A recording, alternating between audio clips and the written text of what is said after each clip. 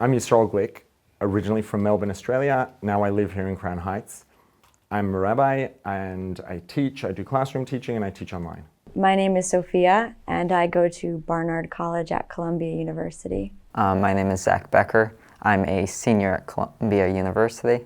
And today we'll be asking you some of Judaism's most pressing issues. Sounds good. So our first question for you today is, must society all share the same values? Must is a very strong word. And which values? Would it be nice if every society around the world valued human life and human dignity and thought it was a good idea not to steal and not to beat people up? I think we can all agree that would be really good. But there are other values also. Taste in food is a value, right? Different people value different kinds of foods. Taste in fashion is a value. Obviously, those are values that there's no reason why it would be better if, societies shared a particular variation more than another. When you go from the values that are really a moral issue, human life and dignity, not killing, not stealing, etc., until you get to taste in food and fashion, it's a continuous spectrum.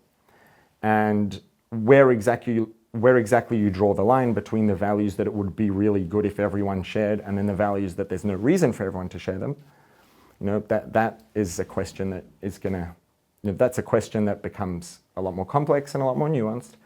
So I would say in answer to the question, must societies all share the same values? I think there are some values that it would be great if all societies shared them, and there are some values that it makes the world a more beautiful and colorful and dynamic place because of the fact that we don't share them all. So, is there something that then informs what you would consider universal values? Oh, good question. I would say that the more a value is a moral issue rather than just a matter of taste, I think really that's going to determine the extent to which it would be valuable, ideal, maybe even necessary to a degree for that to be a universal value for all of the world to be the best that it could be. That's a beautiful answer. On issues that are more issues of morality, do you think that the world would be a better place without religion and religious beliefs, or do you think that religious beliefs sort of help mold those moral values that are important? So that's a good question also. It sounds like it's sort of a utilitarian question, right? So do religious beliefs and values make a positive contribution to the world, or a net positive contribution? Do they add more than they take away, right? Do religious values add more to the world than they take away? Religious beliefs.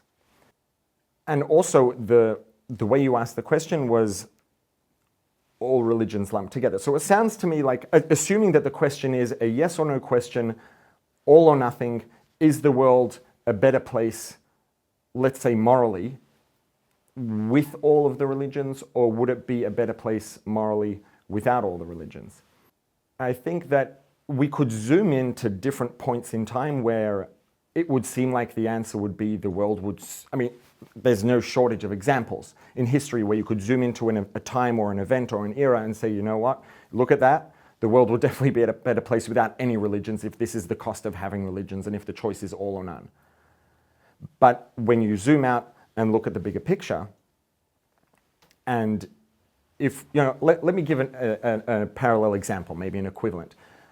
If you look at Chernobyl or Hiroshima, something like that, and you say, at that point in time, if you would ask anyone in the world while those events happened, would the world have been better off without any knowledge of nuclear energy and any ability to work with this technology?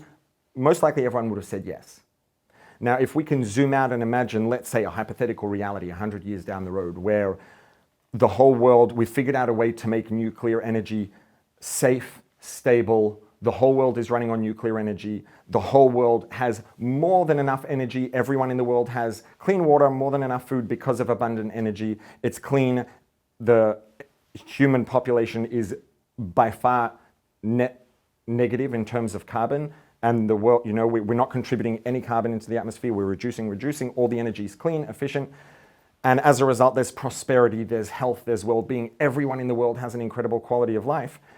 If you would then look back and say, well, over, let's say, 150 years, 200 years of this technology, there were a couple of terrible events that happened. But if you look at the bigger picture in terms of what it's contributed, right, the temperature of the planet has stabilized. There's more than enough energy than anybody's ever going to need. Everything's abundant. Everything's stable. That's clearly a very, very big net positive. So I think the same thing is true with religions. There have been massive, terrible atrocities committed in the name of religions. And if you're looking at those zoomed in, it's like at that point in time, it's very natural to feel like, you know what? It's not worth it. We'd all be better off if there were just no religions. It's natural to feel like that when an event like that happens. But if we can step back and look at the bigger picture and appreciate the value of what the net positive, especially look in the direction we're moving in, where religions are over time have already become drastically less violent, and the atrocities committed in the name of religions have over hundreds of years become, close to zero relative to what they were for hundreds or thousands of years. At this point, mostly I think it's very clear that over time the net input of religions to the world, to humanity, to each of our experiences is definitely far net positive. I've always found religion to be important because I think it just gives everyone good values. Like, that's why maybe somebody doesn't necessarily believe in Hashem, but just having the Torah to follow is enough because they're just a better person for it. That's just my relationship with, Judaism right now. I think the truth is also a lot of the values that we'd all agree on as being very positive, and that, our societies broadly all agree on as being very positive, they're not necessarily exclusively religious values, and they're not values that are good because they're religious, but they are values that we reached because of religion, right? And religion, a lot of the things that, let's say just the value and dignity of every human being is not a exclusively religious value. A person cannot be religious and believe in that. But at the end of the day, if you look historically, it was religion that gave us that. And it's something that societies that absorbed that from religion, it then spread and became a universal value for everybody who's a part of the society, even who's not religious and doesn't believe in the religious underpinnings of the value. But the fact is, it was the existence of religion that brought those values to us. So the benefit and value of religion isn't just in the religious experience per se, but like you're saying, religion has so much to offer in terms of making us just morally better people. And it's got nothing to do with being religious per se, but a lot of those things were informed by religion. Do you think that people would reach a certain moral standard inherently to themselves without religion informing them? The real answer is we have no idea. There's no way to know, because we know what happened, we know where we've arrived, we know the extent to which and the way that religion influenced that. And if you want to ask a real proper question scientifically, whether we would have reached there or not, it's not a question of opinion, it's we have no idea. A person can estimate how likely it is, but who knows? To me, if you want to, the only real serious answer to that question is that we just have no idea. Who knows? Maybe yes, maybe no. Pretty controversial issue I've noticed when talking about Judaism or just Judaism on campus is this idea that Jews think that we're superior. And how should we think about that? Does being Jewish and being the chosen people make us superior in any way? I'm going to address the way you worded the question towards the end, right? Because the chosen people is a real thing. Like, we do believe that Jews are a chosen people. The question is, what does that mean? Right now, I actually just talked about this a couple of days ago. I spoke to some teens about anti-Semitism, and obviously this is one of the things that, people sitting in their basements on the computer saying, "Ooh, Jews are chosen people. They're negative and evil, and we have to blah blah blah." So this is one of the issues that it's the core of a lot of anti-Semitism, right? Anti-Semitism can come from a lot of places, but one of the places that it comes from, or one of the questions or issues or misunderstandings that's a very big factor in a large amount of the anti-Semitism that's around is this question: oh, you Jews think you're better than everyone else, chosen people. Because chosen people is a thing. I'm going to tell you a story that happened. I don't remember how old, 12, 13, 14, I don't know. But I was a little kid and I was working in the holidays. I worked in my grandparents' bakery in the factory. And my uncle was very nice to me and he kept me busy during the holidays and gave me a couple of dollars. And one day I finished the end of my day's work and there was a train station 5-minute walk away. And I knew the schedule and I had it, I wasn't sure if I was going to make the train. So I'm running all the way to the train station to try to catch the train, because if I miss the train, it's a 15-minute wait. I get to the train station and as I step up onto the platform, the train starts pulling away. And I was a kid, it was a long day, I was frustrated, and I turned around and punched the wall. And just my luck, it wasn't just a wall to outside, it was a wall to the office where the person who was manning the station was sitting. And so he comes out and he looks at me and he says, "Is that a kippah on your head?" It wasn't Jewish. And I said, "Yeah." And he says, "You're the chosen people, you are Jewish, you're chosen, and that's the way you behave?" Right? So what was his question? He wasn't asking, you're better than everyone else, you're superior, and you get to look down your nose at everyone, because that's not what chosen people means. When we are called the chosen people, that means that there is a role that everyone plays in the world, right? And this is a very fundamental belief in Judaism, that there isn't an atom, a molecule, anything that exists, a moment in time that exists for no reason. Everything that exists was created for a purpose and has value and has a part to play. That, if that includes every molecule, every blade of grass, it certainly includes every person. So we all have a part to play, we all have inherent value, and the world wouldn't be the same without any of us. The question is, how much of the burden are we charged with?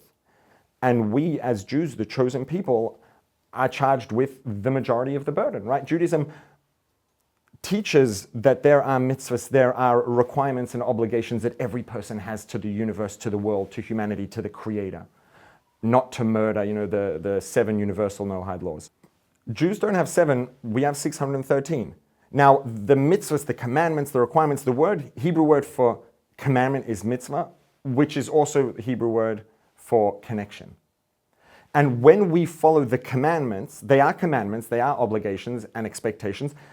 They're also guidelines about how to live the way we're supposed to live and live in line with the purpose of existence. And everybody has their purpose and their role to play. When the term chosen people doesn't mean chosen to be superior and look down our noses at everyone. As a matter of fact, Judaism is adamantly opposed to looking down our noses at anyone or anything for that matter, right? We are expected to treat animals with respect, to treat plants with respect.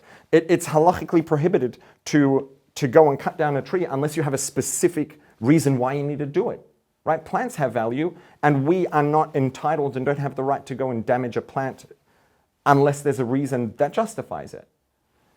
And so, are we the chosen people? Does Judaism believe that we are chosen? Absolutely.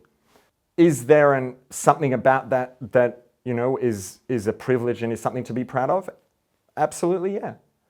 Judaism is adamantly opposed to walking around with our nose up in the air or looking down our nose at anybody. That's not a contradiction to appreciating that we have what is first and foremost an outsized responsibility and level of expectation. There's nothing wrong with feeling a sense of pride and privilege in that. Does Judaism believe we are the chosen people? Yes. Does it believe, therefore, we are entitled to walk around and look down at anyone else? Absolutely not. We're chosen to be a shining light, to be examples, and to lead the way in making the world a better place. That's the first and foremost privilege and expectation.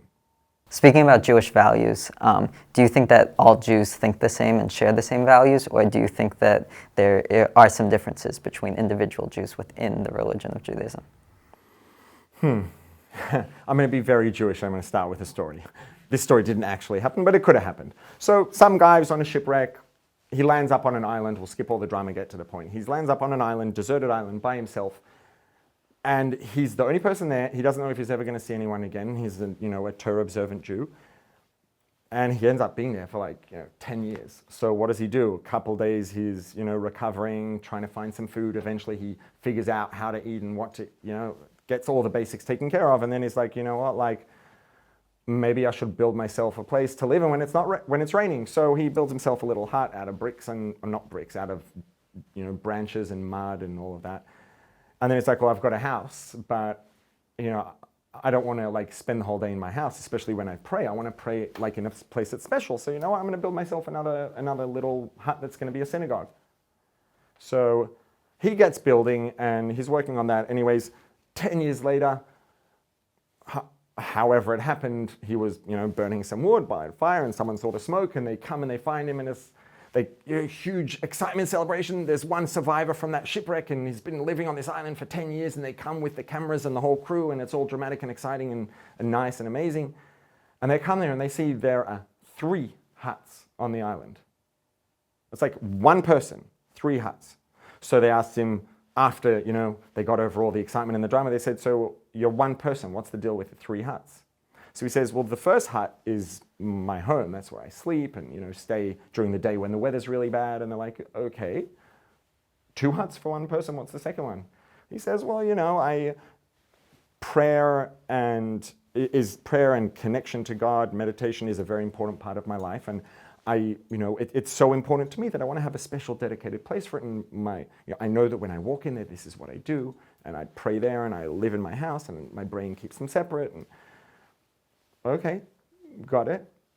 3 huts for one person. You've got your home, you've got your synagogue. What's the third one? He says, the third hut, that's the synagogue I wouldn't be caught dead stepping into. Right? Everybody knows 2 Jews, 3 opinions. And the 2 Jews, 3 opinions idea is not just the way things are. It's not just a phenomenon that happens to be that way. It's something that we're brought up with and that we're educated with and raised with and inculcated with. Judaism is all about asking questions, challenging, figuring things out. And I mean, you walk into any yeshiva setting, anywhere that people are studying Torah Judaism, you'll see people arguing with raised voices, getting very worked up at each other. And you'll see people who are very good friends and they spend a lot of time together, they hang out. But when they're studying and when they're learning, they get so invested and they see things so differently that they might actually, go red in the face and be screaming at each other. And that's because they see things differently. Judaism's all about seeing things differently. Judaism's all about figuring things out. Judaism does put a very big emphasis on disagreeing respectfully and perhaps even more importantly, but they really go together, open-mindedly. Right? And if we're disagreeing about something, if ultimately we both care about the truth, then we're going to want to hear each other out and, bang our heads against each other to figure out who's right and not who's right and who's wrong, but what's the actual truth. And and so first of all, asking and challenging is not just something that's allowed in Judaism. It's actually it's something that Judaism values and teaches and encourages. In that disagreement, is that disagreement to reach one truth and one end, or can there be multiple ends reached through disagreement that are both valid and accurate? Oh, that's a good one. So, I would say that to give firstly a very technical and empirical answer, it would depend. Some questions might have one truth. But again, if you look in Judaism, you don't have to go to different countries or cities. You can go to 2 different shuls, 2 different synagogues on the same block and see 2 different customs, right? 2 different sets of customs. So a very, again, not only a loud, but a valuable part of Judaism is the fact that we are different people and we have communities that are historically developed in different parts of the world over hundreds or thousands of years and developed different customs and different approaches to things. And that's also something, and maybe to a degree, even what we might call different values, right? As long as nobody's values are against Torah Judaism, if people's values are positive and they're different to ours, if people's customs are positive and nice and they're different to ours, the more the better. More variety, more beauty, more color. Right? And so Judaism will, and again does not only allow but respect, and it's really a fundamental part of Judaism that there are differences in, I don't know if I would say disagreements per se. Obviously they are disagreements about what's the right custom, but communities can have different customs and maybe even disagree about which custom is right versus wrong. And one community might believe their custom is right and the other one's wrong, and the other community believes theirs is right and the first community's is wrong. But at the same time, they can also share that respect and say Judaism has space for this. With, to a degree, Judaism has space for the fact that what your community does would be wrong for me because I'm not in your community and that's not my custom. And for you to do what my community does wouldn't be right because you're part of that community and that's your custom. So for my community, this is right and that's wrong. And for your community, that's right and this is wrong. And we all agree on the fact that that's the way it is. Because Judaism does have space for a lot of variety. So Judaism, we're not all supposed to be robots, look the same, do the same thing, right? If we were all supposed to do, and this is really what it boils down to, if we were all supposed to do the same thing and think the same, God would have created one person. And that one person would have lived forever, and then the correct way of thinking and behaving would have happened, unless the person didn't comply and then they would be replaced with someone else. But we're not, right? There are billions of people and millions of Jews all alive at the same time because each of us is bringing something that we necessarily need to be here to contribute. Now, some of that is personality, some of it is behavior, some of it is gifts, and some of it is views and perspectives. Thank you for taking the time. It was very nice to meet you. Thank you so much for answering all of our questions. Thank you so much. Thank you for making the time, and thank you for asking. And don't stop asking. If you have questions, ask them. And if the answer that you got doesn't work, keep asking. Maybe it was the wrong answer, and someone else will give you the right answer. Maybe it was the right answer, but it just was spoken by someone who thinks a little differently to you and it didn't quite sit well. And keep asking, and hopefully at some point you'll get someone you'll ask the right person who'll give you the answer in a way that speaks to you, to your personality, to your soul, and it'll resonate. And asking is a fundamental part of Judaism. Don't stop asking.